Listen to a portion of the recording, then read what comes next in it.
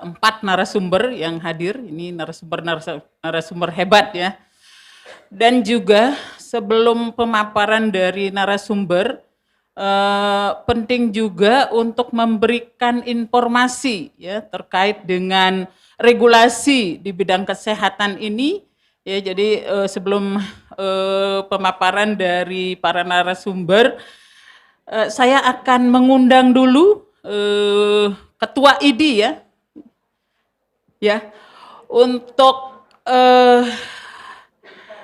memberikan informasi di bidang kesehatan ya. Jadi baik, ini saya akan berikan waktu 10 menit ya atau 15 menit.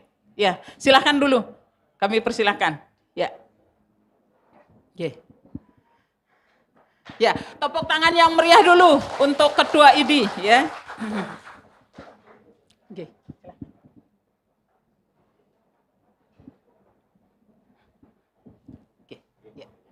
Baik ya, saya langsung saja karena ini ada 4 narasumber ya, jadi nanti kita akan selesaikan sampai jam 2, mungkin nanti kalau makan siangnya kita makan siang langsung di dalam ya, jadi nasi kotaknya supaya ini karena waktunya juga selesainya supaya tidak terlalu siang. Ya, baik, saya akan memberikan waktunya kepada yang saya hormati Bapak Ketua IDI untuk memberikan informasi terkait dengan kesehatan selama 10-15 menit. Untuk waktu kami persilahkan. Terima kasih. Om Swastiastu. Assalamualaikum warahmatullahi wabarakatuh. Salam Namo Buddhaya, salam sehat, rahayu. Moderator, Prof, rekan-rekan semua narasumber yang hebat-hebat. Saya terkejut, saya tidak nyangka kan saya. Artinya kehadiran saya sebenarnya di sini bukan sebagai ketua IDI, tetapi sebagai praktisi. Hampir 30 tahun di kesehatan, hampir 32 tahun juga praktisi kesehatan, 20 tahun di birokrasi, hampir juga 20 tahun di organisasi profesi. Saya akan menyampaikan sekilas tentang pengalaman saya. Saya tidak ada apa-apa, saya hanya Dr. Gede Putra Suteja, titik, tidak ada embel apa-apa, tetapi pengalaman saya akan sampaikan hubungannya dengan undang-undang ini. Kalau kita menyimak tentang undang-undang ini, banyak pakar di sini yang ada, tampaknya prosesnya kita tidak membicarakan proses, karena prosesnya ada ranahnya yang lain yang akan menyampaikan. Tetapi suka tidak suka, mau tidak mau, bahwa undang-undang ini hemat saya pasti akan terwujud. Proses politik, sedangkan tahunnya juga tahun politik. Kalau melihat substansi dari awal undang-undang ini, saya akan menyampaikan bahwa isinya yang banyak. Masuknya undang-undang ini dari awal sudah siapa yang naskah akademiknya juga lempar-lemparan, tetapi ujung-ujungnya diakui bahwa ini inisiatif. Sudah itu muncullah di Januari 2023 DIM-nya dari pemerintah, sudah itu uji publik beberapa kali, dan dijawablah DIM itu dengan beberapa kali informasi-informasi masukan-masukan tidak dimasukkan. Muncullah dua masalah utama di awal yang menjadi perbincangan di arena publik. Yang pertama masalah peran OP, organisasi profesi, yang kedua masalah perlindungan hukum. Banyak pakar yang hukum di sini, dua masalah ini yang muncul di awal. Di perlindungan OP, kedudukan OP dan perlindungan hukum. Di perjalanan ini hampir sudah muncullah di Panja di 9 Juni, 9 Juni sekarang, 9 Juni Panja sudah rapat Panja, dan rencananya akan diplenokan di 12 Juni, tetapi mendadak jadwal pleno dibatalkan. Saya melihat itu ada 2 hal yang menyebabkan itu pembatalan. Yang pertama, muncullah mandatory spending yang muncul di ranah publik, di diskusi-diskusi. Sang Hadi salah satu provokatornya, mandatory spending ini Kang Hadi provokatornya. Yang kedua juga muncullah di sana isu kolegium yang di awal di RUU itu tidak masuk kolegium nanti ada di bawah KKI, ada di bawah regulator pemerintah, sedangkan kembali tampaknya akan dikembalikan. Kita tidak bicara sekarang. Sebenarnya saya yang pengalaman banyak di pemerintahan, substansinya yang sebenarnya ingin disampaikan di sana lebih banyak ke apa namanya 6 pilar transformasi. Tampaknya mainnya awalnya mungkin ini maunya di 6 pilar reformasi. Saya akan transformasi. Saya akan ngomong masalah 6 pilar transformasi kesehatan. Saya tamat dokter tahun 87. Tahun 87 adalah jargon pada waktu itu baik secara global maupun nasional bahwa sehat untuk semua di tahun 2000. Saya berpikir pada saat itu sekarang tahun 87, 13 tahun yang akan datang, tahun 2000, sehatlah kita untuk semua dengan indikator A sampai Z. Tetapi pada tahun 2000, 13 tahun kemudian, tahun 87 saya kepala Puskesmas Nusa Penida. Tahun 2000 saya kepala Dinas Kesehatan Badung. Tahun 2000. Ternyata di tahun 2000 hasilnya sama dengan tahun 87. Katanya pada waktu itu ada jargon sehat untuk semua. Mulailah di tahun 2000 tidak tercapai hasil itu muncul lagi. Sampai sekarang beberapa kali transformasi dengan kalimat yang lain. Sekali lagi dengan kalimat-kalimat yang lain, 5 tahun, 10 tahun, dievaluasi. Tapi tidak tercapai tujuan. Muncullah sekarang Omnibus Law. Dinaikkan bus beberapa undang-undang, 9 itu dinaikkan bus. Penumpangnya sama, bajunya beda. Penumpangnya sama, A, B, bajunya beda. Tetapi tujuannya yang berbeda-beda, tidak akan sampai tujuannya. Artinya apa? Indikatornya tidak pernah tercapai. Setelah itu muncul lagi, mohon maaf, bebas A tahun ini, bebas B tahun ini, bebas C tahun ini. Sampai sekarang tidak ada hasil juga. Tetap juga kita di sana. Contoh kita Bali. Case pertama tentang rabies 15 tahun yang lalu. 2008, case pertama. Saya tahu, saya saksi hidup pertama case rabies di Kabupaten saya Badung. Sampai sekarang tidak tuntas-tuntas. Tidak ada evaluasi. Artinya apa? Semua bermain dengan kata-kata. Tujuan kita tercapailah ini di tahun sekian, tercapailah ini, tapi tidak ada. Artinya apa? Tidak ada. Mungkin kalau di luar sana, ini loh target kita. Tidak capai target, saya mundur. Itu yang mungkin perlu dipertimbangkan, masuk di dalam, ini ada Pak Hakim tipik ada. Hal-hal ini tidak dimasukkan di sana. Kita tetap akan bermain seperti ini, kalimat-kalimatnya akan bermain seperti ini. Transformasi kesehatan lah, Indonesia berinilah, Indonesia beritulah dengan kalimat kita yang manis-manis. Ujung-ujungnya rakyat tetap akan seperti sekarang ini. Mohon maaf, itulah yang saya lihat, saya hanya pengalaman saya di ini. Itu yang pertama saya ingin sampaikan masalah undang-undang ini. Artinya mari undang-undang ini supaya tidak jadi dendam anak bangsa nantinya, OP dibubarkan, OP dimandulkan, dan lain sebagainya. Muncul sekarang lagi, saya lompat-lompat pikiran saya.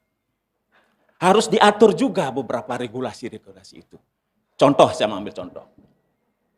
Mandatory spending. Di RUU tidak masuk. Padahal Undang-Undang 36 Kesehatan 2009 menyebutkan APBN 5%, APBD 10% di luar gaji. Pengalaman saya, sebelum 2009, sekali lagi, sebelum Undang-Undang Kesehatan 2009, saya Kepala Dinas Kabupaten Badung, hanya dapat anggaran dari APBD-nya 3,5%. Benar, 3,5%. Muncullah undang-undang itu di Undang-Undang Kesehatan 36 2009 di 2009. Oktober 2009 diputuskan undang-undang itu. Tahun 2010 saya menghadap Bupati. Pak Bupati, exiting sekarang pembiayaan kesehatan di Badung hanya 3,5%. Undang-undang sekarang mengatur minimal 10% di luar gaji. Saya sekarang sama Pak Bupati, kasih saya 10% kesehatan. Kalau Bapak tidak kasih, berhentikan saya kepala dinas. Bapak saya laporkan, Pak melanggar undang-undang. Bupati saya waktu itu, oh enggak dok, saya akan dikasihlah saya 14% di tahun 2010. APBD Badung yang 2010 hampir 3T, APBD Badung hampir 3T, saya dapat 14% di 2010. Artinya apa? Diatur saja pada saat itu, kalau mohon maaf, kepala dinasnya tidak mempunyai bargaining posisi yang bagus, tidak bisa. Apalagi nanti di UU ini tidak diatur. Apalagi di UU ini tidak diatur. Hemat saya harus masuk mandatory spending. Harus masuk. Sehingga ada jelas. Mencari orang yang kapasitasnya nanti, mohon maaf, apalagi nanti kepala dinas, mohon maaf, tidak berbasic hukum misalnya, tidak berbasic ini, mangut-mangut saja, tahun politik mau aja, tidak akan dapat apa. Tetap aja rakyat itu di sana. Maka dari itu, di 2010 itu pun, mungkin mengenang lupa yang lama, kami Badung pada waktu itu 4 mempunyai anggaran yang tanda petik diapresiasi semua teman-teman. 1, pembebasan biaya kesehatan semua. Fee for service, bukan mekanisme BPJS. Silakan saksi hidup semua ada. Bu Direktur, Bu Direktur. Prof. Tuti tahu benar. Rumah sakit Sanglah merasa senang pada waktu itu. Fee for service saya bayar, berapapun dibayar saya bayar. Habis. 1, saya mempunyai santunan kematian. Setiap orang meninggal dapat 10 juta. Saya mempunyai santunan hari tua. Masyarakat Badung yang berumur 70 tahun ke atas, yang tidak mendapatkan pensiunan atau jaminan hari tua di tempat lain, saya kasih 1 juta per tahun, per bulan. 1 juta per bulan. Dan juga saya kasih, santunan penunggu pasien. Santunan penunggu pasien. Penunggu pasien yang opname di rumah sakit Badung, saya kasih 250.000 per hari, maksimal 5 juta dalam setahun. Karena regulasinya, Bupati hanya boleh memberikan bansos 5 juta dalam 1 tahun. Itu regulasinya. Maka dari itu saya kasih santunan hari tua. Kenapa? Kalau ada orang sakit, pasti orangnya tidak bisa bekerja. Itulah yang kita pakai. Maka dari itu, mandatory spending harus hemat saya harus dimasukkan. Yang kedua, yang saya ingin sampaikan di sini bahwa OP tidak berperan.